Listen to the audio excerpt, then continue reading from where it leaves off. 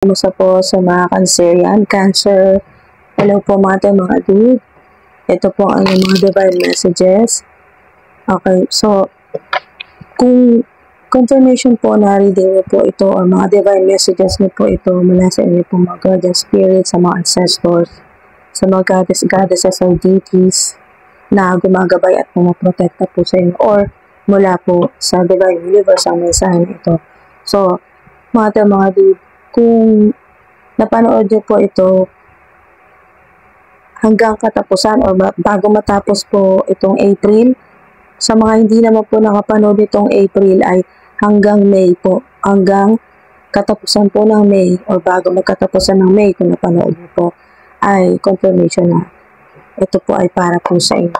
Alright, so umpisa na po natin agad para sa mga Cancerian. Mensahe po para sa mga Cancerian. Oh, 6 of Pentacles. Wow. Umpisa pa lang, pera na. Yan po, oh. Wow. Giving, receiving. Makakatanggap ka, sigurado yan. Kasi, pala bigay ka. Bigay ka ng bigay. So, ngayon makakatanggap ka naman. Balance din kasi ang 6. Oh, Pentacles ulit. 7 of Pentacles. Wow. 7 of Pentacles. May mga disappointments. Ayan po. Pero tuloy pa rin ang plano mo. At tuloy pa rin ang progress. Oh, walang dapat ipag-alala. 7 of Pentacles ay hindi ka naman nawalan. Okay, hindi ka mawawalan dito.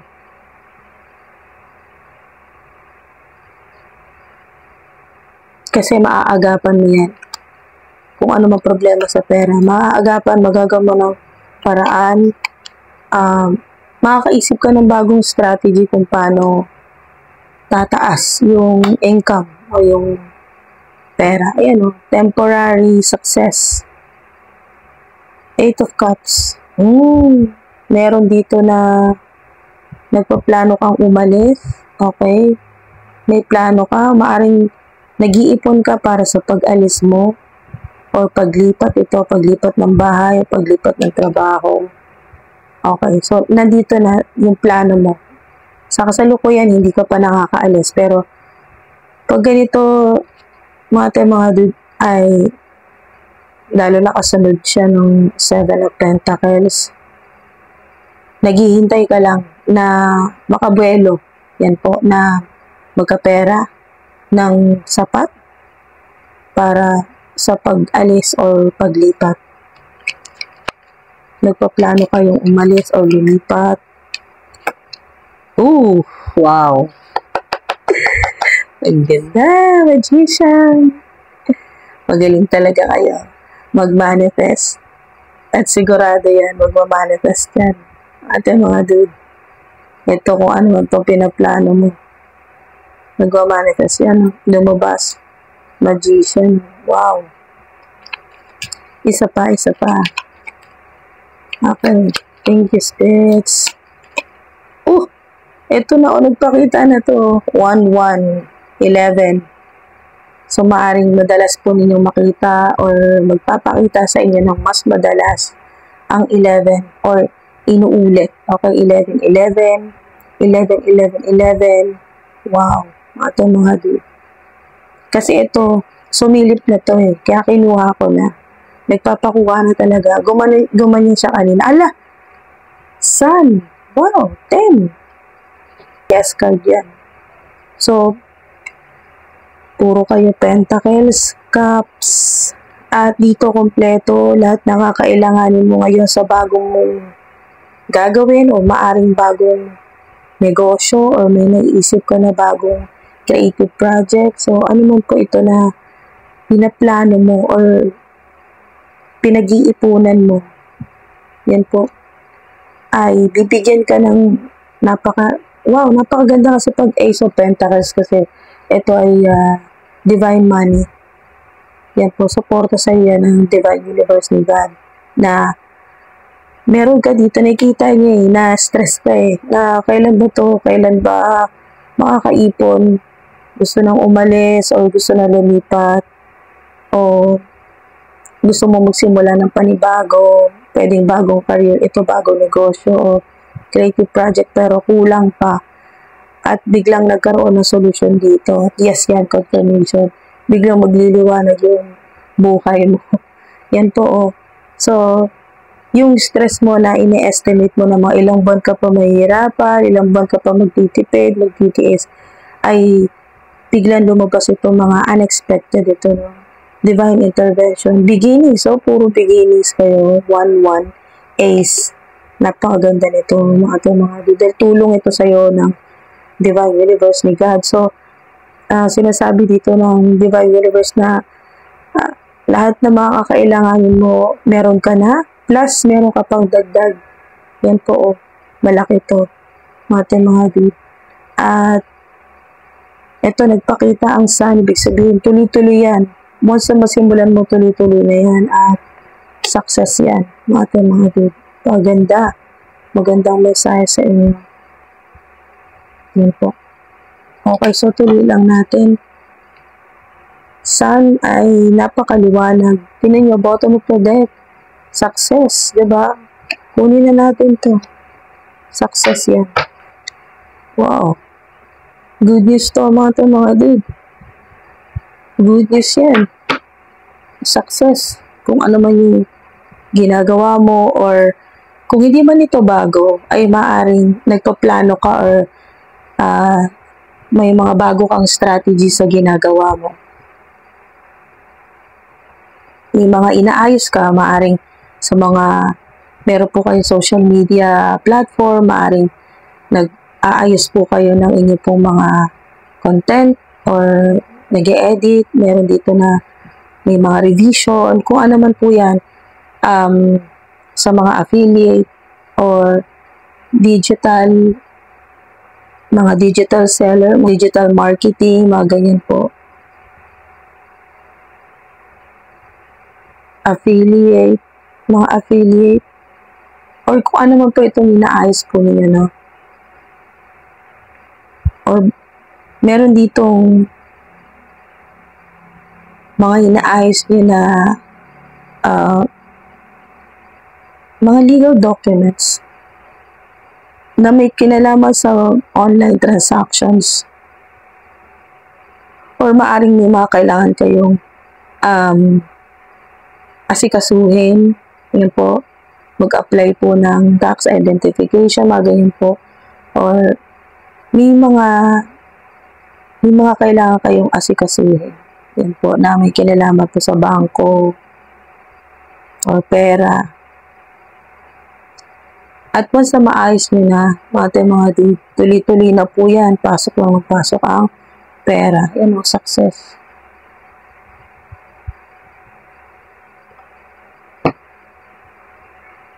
Meron talaga malaking kita sa online. Sa internet, or social media, or online business, mga dude.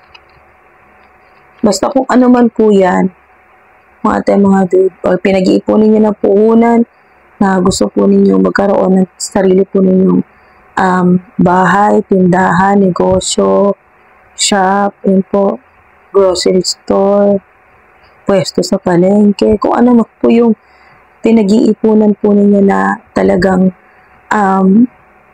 stress ka na dito, pero biglang may tulong na darating mula kay God sa Divine Universe.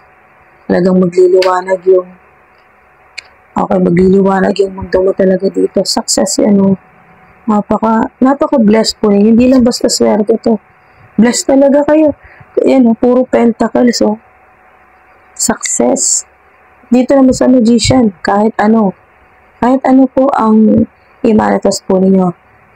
Glow up, o yung kalusugan po ninyo, healing, o infinite abundance dahil sa infinity. Kung ano man yung hinihingi po ninyo. Parang, ang ganda nito, mga dude, no? Kumukonekta ka mula sa root, or sa earth, hanggang sa infinite, or divine universe, sa heaven. Wow, ang ganda. Mga dude.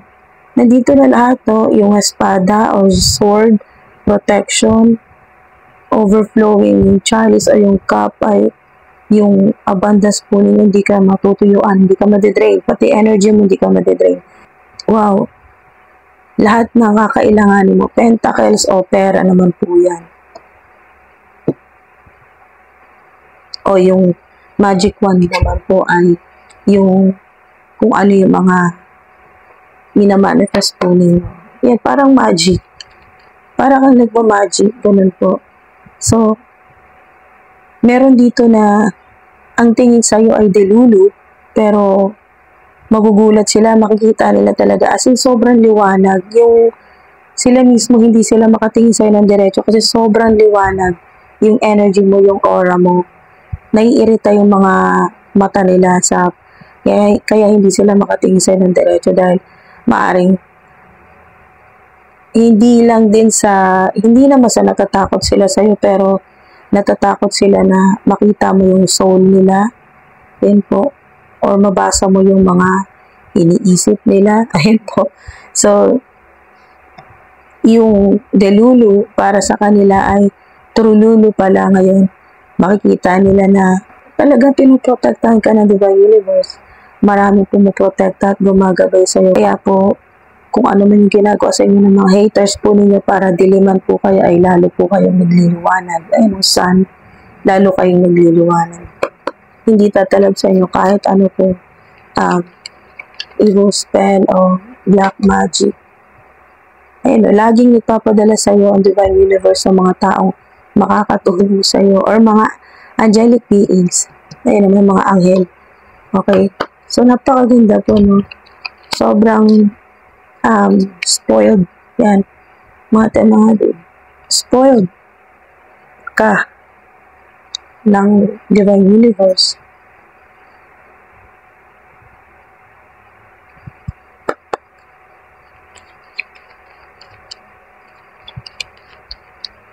Sinusuportahan ka ni God and Divine Universe sa lahat ng mga plano mo.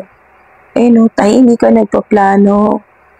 At advice na rin po sa inyo na wala ka munang pagsasabihan na kahit anong, kung ano man po itong pinaplano mo, kahit ka-close mo, kahit family members, wala muna. Ikaw na lang muna at ang Divine Universe dapat na nakakaalam. Big happy changes. Ito yun. Diba? Yung minamanifest mo na malaking pagbabago, yes. Posible yan. Huwag kang magduda sa Divine Universe. At yung mga minamanifest mo, hindi yan delulu. Trululu yan. Hindi yan delusion. Hindi ka delusional. Totoo yan. Na nagmamanifest talaga kung ano yung desire o kagustuhan ng puso mo ay mangyayari talaga. So, hindi man agad-agad pero ganun pa rin, mangyayari pa rin. Magmamanifest pa rin. Holy Angels, camera. And po, maaaring yung lens sa inyo ay talagang gumagamit kayo ng camera or camera pa sa phone po ninyo. Significant ang camera sa inyo, mga dude. Maaari din pong sa ilan ay mga public influencers or nagsisimula po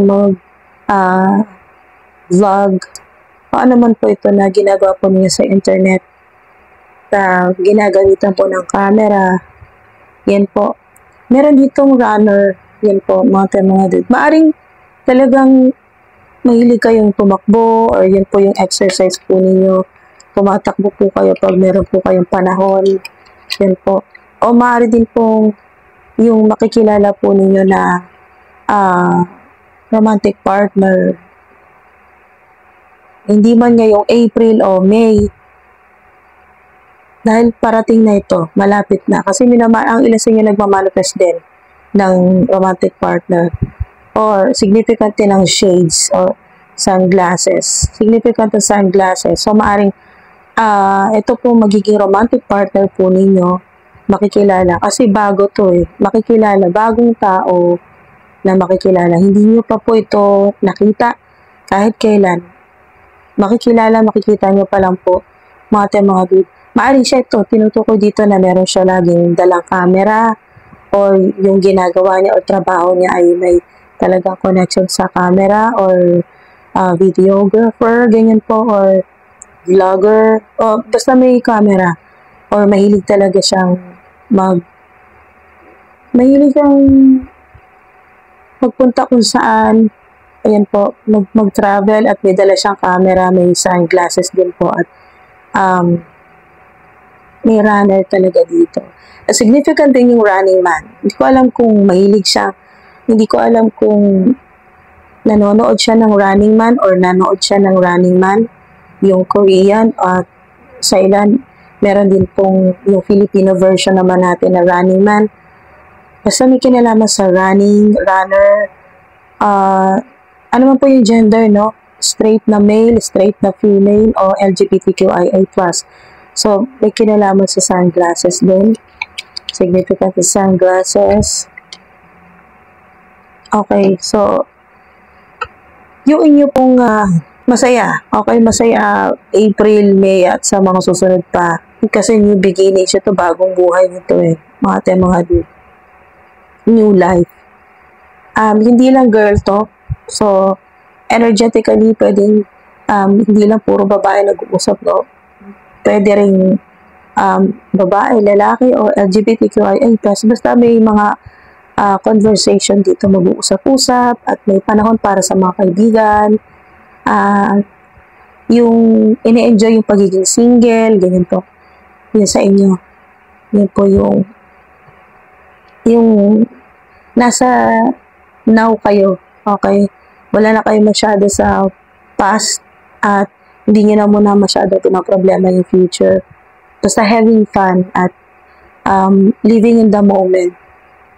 Okay, so maganda yan, mga libro. Napakaganda ng ginagawa po ninyo at proud na proud sa inyong mga guardian spirits, mga ancestors po ninyo, at healthy choices at guardian spirits at mga ancestors po ninyo, lalo na ang Divine Universe natutuwa sa yung talaga, ayun, having fun. Ito yun, Sun card, having fun. Masaya lang.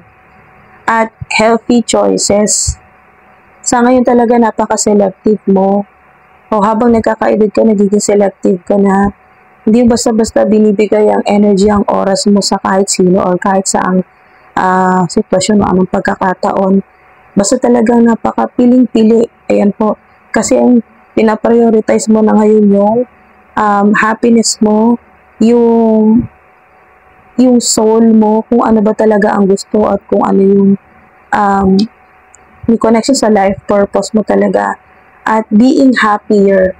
Okay, being happier. Meron din po na yung sisimulan mo na or maaaring sinimulan nyo na yung simple living, yung parang minimalistic o yung slow, ganun, parang iwas na sa chaos, iwas na sa maraming tao, ganun po. Hindi naman po sobrang pagka-introvert, ganun pa rin yung nakikihalubilo pa rin kayo sa mga tao, pero talagang nag-iingat kayo masyado, nag-iingat na kayo. Hindi basta-basta hindi kayo basta-basta mga nag-uubos ng energy po ninyo, ng divine energy po ninyo. So, alam nyo na kasi, malayo pa lang, alam nyo na kung mabuti o maganda ang intention sa inyo. So, alam mo kung saan ka mag-i-invest ng energy, ng divine energy po ninyo. Kasi divine being po kayo mga sobrang talagang alam niyo mga hindi lang mga puno, halaman, mga hayop, mga bata, mga anghel, talagang lahat halos ng mga nilalang ng Divine Universe, celestial beings, galactic beings, talagang malapit sa inyo. Hindi niyo lang alam kung gaano sila karami, pero talagang maraming pumoprotekta, maraming sumusuporta sa inyo. At healthy choices, isa yan sa priority mo.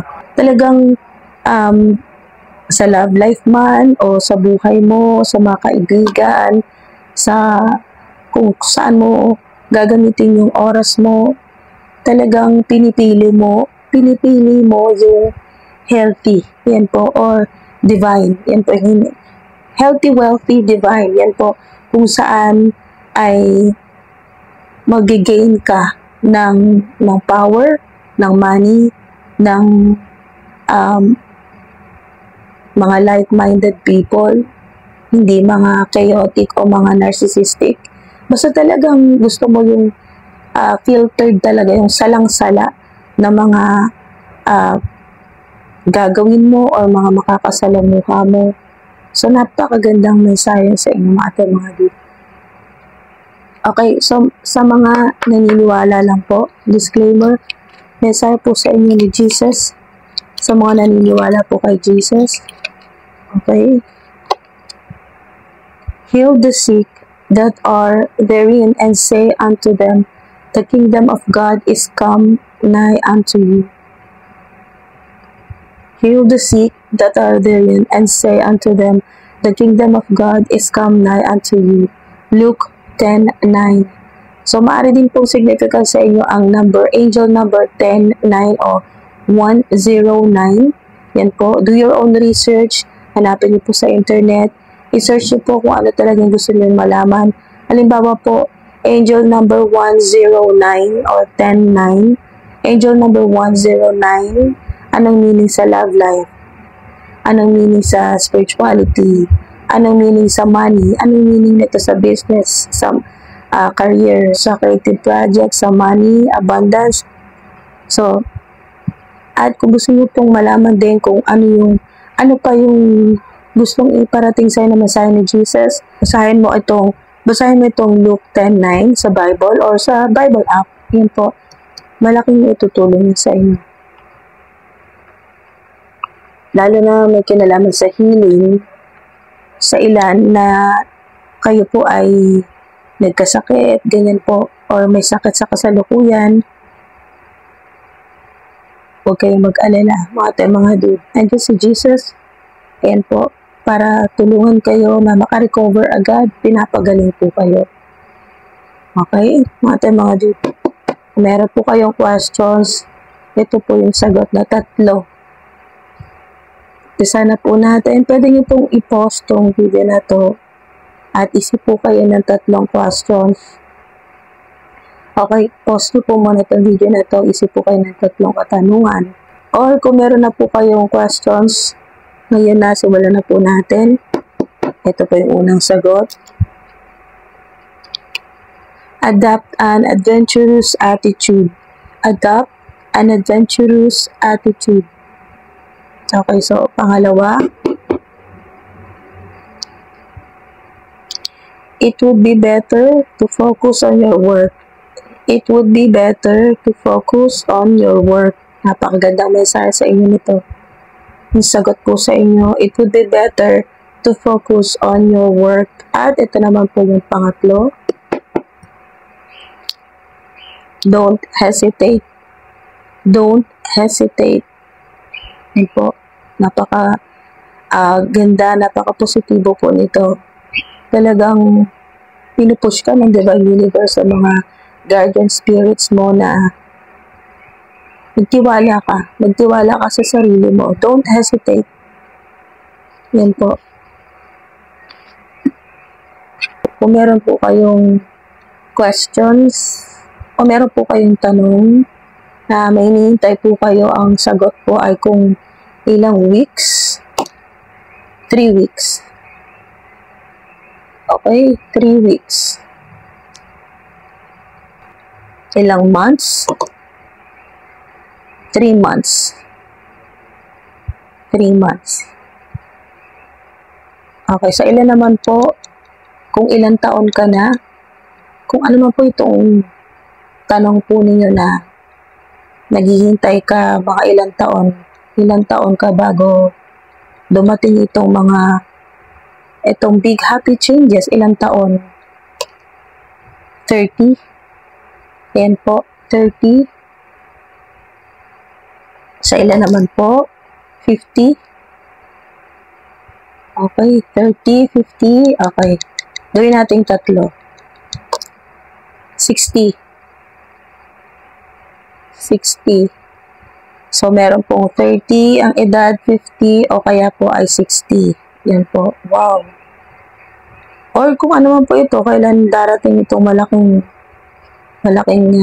reward o monetary gift sa inyo ng Divine Universe ni God.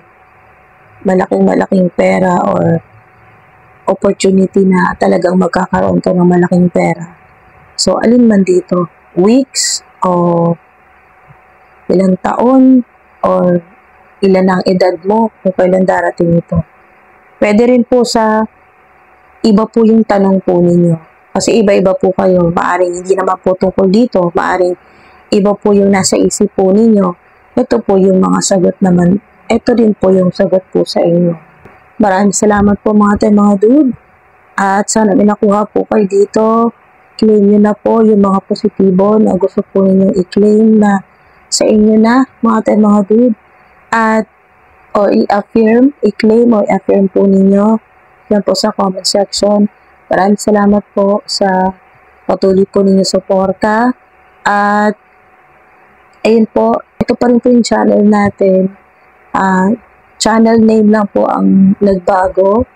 Hindi na po siya High Frequency 888, hindi na po High F888. Ang bago pong channel name natin ay Abundance Alchemy. Yan po, Abundance Alchemy mga dude. Pero ito pa rin po yun. Okay? Ganito pa rin po. Tarot readings pa rin po mga dude. Maraming salamat po sa suporta po ninyo, sa mga nagko-comment, sa mga nag-subscribe, nag-like, mga nag-share din po ng mga videos. Maraming salamat po. Sobrang na-appreciate ko po kayo. Ingat po kayo palagi mga dude. Maraming salamat po sa pangunawa po ninyo, sa pagtitiis po ninyo sa boses ko ngayon. Pasensya na talaga, nagpapagaling pa rin po mga dude. At ayun po, sana may nakuha po kayo dito. Ingat po kayo palagi. Maraming salamat po sa oras at sa divine energy po ninyo. Hanggang sa susunod po, mga dude.